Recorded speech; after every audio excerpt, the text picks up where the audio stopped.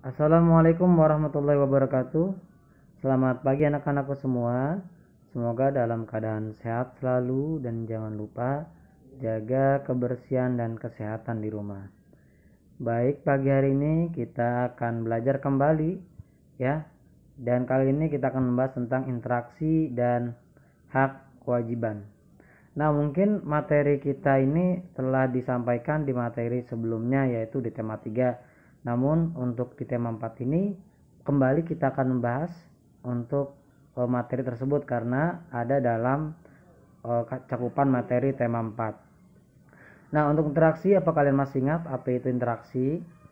Ya, interaksi adalah suatu hubungan timbal balik antara dua orang ataupun kelompok, hubungan timbal balik ya. Dan interaksi juga nanti ada interaksi dengan alam yang sudah dibahas, interaksi dengan lingkungan sosial dan yang lainnya. Baik, kita akan bahas tentang interaksi dulu. Interaksi, nah bentuk interaksi itu yang pertama ada interaksi lingkungan alam. Nah, interaksi lingkungan alam ini dengan abiotik ataupun yang biotik, dengan makhluk hidup ataupun benda mati ya. Biotik itu benda hidup, makhluk hidup, dan abiotik itu adalah benda mati. Misalkan kita sedang di taman ataupun sedang menyiram tanaman ataupun kita sedang di sawah, di ladang. Nah, itu kita berinteraksi dengan lingkungan kita, yaitu tumbuhan. Dan untuk interaksi dengan hewan, misalkan kita mempunyai kucing, mempunyai ayam dan yang lainnya, itu adalah interaksi lingkungan alam juga ya. Dan lingkungan alam juga ada yang hidup, ada yang mati. Nah, selanjutnya ada interaksi lingkungan sosial. Nah, interaksi lingkungan sosial ini berhubungan dengan sesama manusia ya. Sesama manusia. Yang pertama, interaksi kegiatan sosial. Nah, yang namanya kegiatan sosial berarti berhubungan dengan sosial, kehidupan sosial ya, kehidupan saling peduli ya, kehidupan sehari-hari. Nah, kehidupan sosial ini apa? Nah, yang pertama, kehidupan sosial ini biasa di masyarakat kita yaitu ada namanya bakti sosial. Bakti sosial membersihkan lingkungan, gotong royong, membangun sebuah rumah, itu adalah suatu interaksi sosial yang berhubungan dengan rasa sosialisasi ya, dengan keseharian yang ada di lingkungan kita. Nah, selanjutnya ada gotong royong, sudah dijelaskan sebelumnya, dan juga tazkiyah. Nah, tazkiyah ini biasanya kalau ada yang meninggal, inilah kita ada rasa sifat peduli. Sifat peduli kita datang untuk menjenguk sebagai rasa sifat sosial kita terhadap tetangga ataupun di masyarakat tersebut.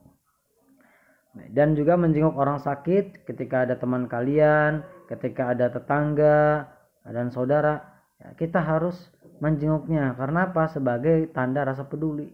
Kalau kita tidak menjenguknya, berarti kita ada sifat yang tidak peduli ya. Sebagai jiwa peduli, kita datang menjenguknya walaupun kita tidak membawa apa-apa, tidak apa-apa, yang penting kita datang. Bagus lagi membawa sebuah makanan biar yang sakit itu sehat, seperti dan yang lainnya ya.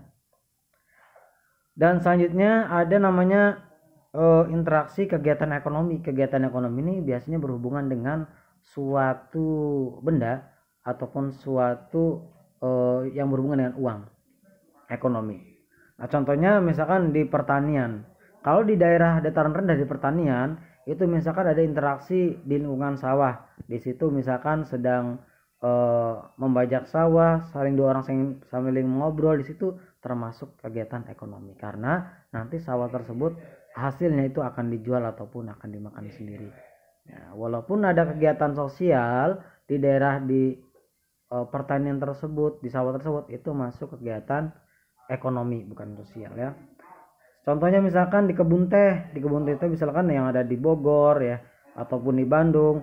Nah, itu banyak kebun teh. Nah, pekerjaan itu di situ sambil mengambil teh ya, mereka sambil mengobrol, sambil berinteraksi, di situ masih termasuk interaksi kegiatan ekonomi. Apalagi misalkan suatu pedagang, ada yang pembeli. Nah, itu sudah jelas di situ ada interaksi kegiatan ekonomi ya, yang kita tahu biasanya di warung, di pasar, di toko dan yang lainnya ya. Itu sudah jelas kegiatan ekonomi. Dan konsumsi. Nah, konsumsi ini tidak hanya kita jual beli ya, misalkan kita di rumah lagi makan bareng ya, sambil mungkin kata dua kata sambil mengobrol, nah itu masuk kegiatan sama dengan ekonomi juga, karena di situ kegiatan makan. Ataupun misalkan sedang bukber ya, biasanya kalau puasa kan ada buka bersama tuh, nah di situ juga saling mengobrol, nah di situ masuk kegiatan ekonomi karena berhubungan dengan benda yang kita beli. Selanjutnya interaksi kegiatan budaya. Nah, parade budaya, biasanya parade budaya ini kalau kita sebut dengan suatu arak-arakan ataupun dengan konvoi, ataupun bisa kita sebut yang biasa dijalani itu kita bareng-bareng itu yang dihias. Nah, ataupun pawai ya disebut pawai. Itu termasuk kegiatan budaya, termasuk yang kegiatan agama kita juga bisa menjadi sebuah kegiatan budaya. Misalkan ada acara pawai obor, nah itu dari tadinya syiar agama, karena sering dilakukan oleh masyarakat tersebut, nah di situ termasuk juga kepada lingkup kegiatan budaya ya. Contoh yang lain misalkan kegiatan seni budaya, ada pertunjukan wayang, terus ada pertunjukan apa lagi, ada pertunjukan debus ya kalau di daerah Banten itu masuk kegiatan budaya juga ya. Jadi kalian bisa membedakan ya, mana interaksi antara kegiatan budaya, ekonomi, dan sosial. Nah, ada setelah kita interaksi ini ada akibatnya. Akibat yang ditimbulkan interaksi. Yang pertama itu imitasi. Biasanya ada seorang nih melihat mengagumi seorang yang lain. Nah, ini bagus nih contoh. Nah, itu ada namanya peniruan, imitasi ya. Biasanya terjadi kepada anak-anak ya, ngelihat idolanya seperti ini niru seperti ini ya. Jadi kalau meniru boleh yang baiknya saja, kalau yang buruknya itu tidak boleh ditiru ya. Ya, anak-anak semua nanti kalau niru yang idola kalian atau teman kalian, yang niru yang baiknya, yang buruknya jangan ditiru ya. Selanjutnya ada sugesti pengaruh. Nah, biasanya dari omong-omongan, dari interaksi tersebut, dari pembicaraan. Timbul dari pembicaraan misalkan, oh ini masih ini nih. Nah, kita terpengaruh dengan ucapan dia. Itu namanya sugesti terpengaruh sama ucapan orang lain. Ini akibat timbulnya ada interaksi. Ya, interaksi tersebut menimbulkan beberapa akibat. Dan identifikasi itu biasanya interaksi untuk mencari jati diri ya, biasanya kepada anak-anak remaja, kepada ya anak-anak yang belum dewasa, itu di situ ada namanya identifikasi untuk mencari sesuatu. Dan ada juga simpati. Nah, simpati ini kepedulian ya. Bedanya ada empati ya. Empati itu dari kita peduli, kita melakukan sesuatu. Kalau simpati kita hanya terpikir peduli dalam hati saja. Contohnya misalkan ada naudzubillah, misalkan ada longsor, nah kita turut berduka cita, di situ ada simpati. Tapi kalau empati, ini beda lagi. Empati peduli dan juga kita menyumbang akan bantuan di longsor tersebut, itu namanya empati, ada suatu tindakan. Kalau simpati hanya peduli dalam hati saja tanpa ada tindakan. Nah, itu adalah interaksi yang terjadi, ada timbal balik suatu akibat. Nah, faktor pendorong adanya interaksi yang pertama memenuhi kebutuhan. Coba, biasanya kita kalau butuh sesuatu ya, misalkan ingin membeli sesuatu, nah kita pasti ada interaksi ke pedagang membeli sesuatu ya. Misalkan lapar nih, beli makanan di pedagang tersebut, di situ ada memenuhi kebutuhan. Jadi manusia itu adalah makhluk sosial yang tidak bisa hidup sendiri, pasti memerlukan bantuan orang lain ya, seperti itu ya. Kebutuhan apalagi? Kebutuhan misalkan ingin yang lain ya, tidak hanya makanan ya, kebutuhan baju ya, kebutuhan yang lain. Nah, ataupun kita ada perlu bantuan kepada teman, nah di situ kita perlu ada interaksi. Coba kalau kita diam ya, di situ perlu ada interaksi karena kita ingin membutuhkan sesuatu, karena manusia adalah makhluk sosial. Terus selanjutnya mempertahankan hidup. Nah, sudah jelas kalau ada sifat rasa ingin mempertahankan hidup, kita butuh orang lain untuk saling mempertahankan hidup. Artinya apa? Artinya untuk saling membantu, untuk saling memenuhi kebutuhan. Nah, di situ kita membutuhkan untuk mempertahankan hidup. Misalkan kita ada yang menjahatin nih misalkan ya. Nah, kita butuh bantuan butuh bantuan orang lain. Nah, di situ juga termasuk untuk mempertahankan hidup kita. Kita perlu adanya interaksi dengan yang lain. Tapi kalau kita diam saja ya, itu kita tidak akan bisa mempertahankan hidup. Tanpa adanya interaksi diam aja tanpa makan, tanpa minum ya. Nah, lalu selanjutnya berkomunikasi sesama. Mungkin ketika kita mempunyai masalah ya, kita butuh seseorang yang untuk membantu, untuk curhat. Di situ ada yang namanya faktor ingin berinteraksi dengan berkomunikasi dengan bersama, dengan manusia, dengan teman, dengan lainnya. Ada sifat membutuhkan untuk berkomunikasi sesama biar nggak sepi ya, biar nggak sendirian. Nah, di situ kita faktor yang untuk mendorong interaksi itu yang ketiga, ingin berkomunikasi antar sesama ya. Coba kalau kita diem aja di kamar, tidak ngobrol sama orang, di situ ada sifat rasa suntuk. Kita perlu adanya komunikasi biar kita tidak merasa kesepian dan tidak merasa sendiri. Oke, selanjutnya. Nah, setelah ada interaksi, biasanya dalam interaksi dalam percakapan, dalam kehidupan, itu biasanya ada suatu masalah. Nah, bagaimana untuk memecahkan masalah ini, membuat solusinya? Biasanya itu ada namanya dengan suatu mengambil keputusan. Misalkan ada suatu masalah ataupun suatu ingin mencari solusi ya, bagaimana caranya untuk memilih ketua kelas. Di situ masih ada interaksi, ada obrolan ke teman kalian ya. Nah, ada biar interaksi itu berjalan dengan baik, biar tidak salah paham. Ini namanya ada ketika mengambil suatu keputusan. Yang pertama dengan musyawarah. Ketika ada suatu masalah, ini bagaimana nih? Misalkan interaksi semuanya, berinteraksi dengan teman. Ini bagaimana coba? Menurut kamu bagaimana? Nah, contohnya untuk memilih suatu ketua kelas. Kalau di rumah ingin memilih ketua RT ataupun yang lainnya ya, ini ada butuh namanya musyawarah. Nah, musyawarah itu adalah suatu pengertiannya pengambilan pendapat. Mana pendapat yang bagus, coba diambil dari teman-temannya, mana pendapat yang bagus. Misalkan kita ada tugas misalkan dari mister, hari ini anak-anak membuat karya seni apa aja, silakan bebas karya seninya dirundingkan dengan kelompoknya. Nah, dalam kelompok itu kalian pasti akan berdiskusi, akan musyawarah mana nih karya seni ataupun pendapat untuk mengajukan karya seni yang paling bagus. Nah, di situ ada namanya musyawarah. Contohnya. Nah, selanjutnya ada namanya voting. Voting itu pengambilan suara. Misalkan nih, wah musyawarah nggak dapet nih semuanya pada bagus-bagus pendapatnya ya, pada bagus-bagus nih mau bikin karya seni tugas dari mister, bagaimana? Ada yang namanya voting. Nah, voting itu pengambilan suara. Misalkan ada dua pilihan antara karya seni A dan karya seni B.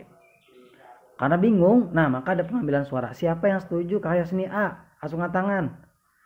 Siapa yang setuju karya seni B? Acungkan tangan. Nah, di situ suara terbanyak akan dipilih untuk membuat karya seni tersebut. Sama dengan pemilihan presiden, pemilihan ketua kelas, itu memakai sistem voting.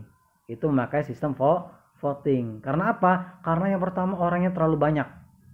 Ataupun yang kedua pendapatnya bagus-bagus. Nah, itu bisa kita selesaikan dengan masalah voting ya. Itu. Selanjutnya ada yang terakhir aklamasi. Aklamasi ini usulan langsung disetujui, artinya usulan pada satu pihak itu langsung disetujui. Itu namanya aklamasi. Misalkan gini. Dulu itu belum ada presidennya. Nah, Presiden Soekarno ini tidak dipilih secara musyawarah, tidak dipilih secara voting ya ataupun pemilu.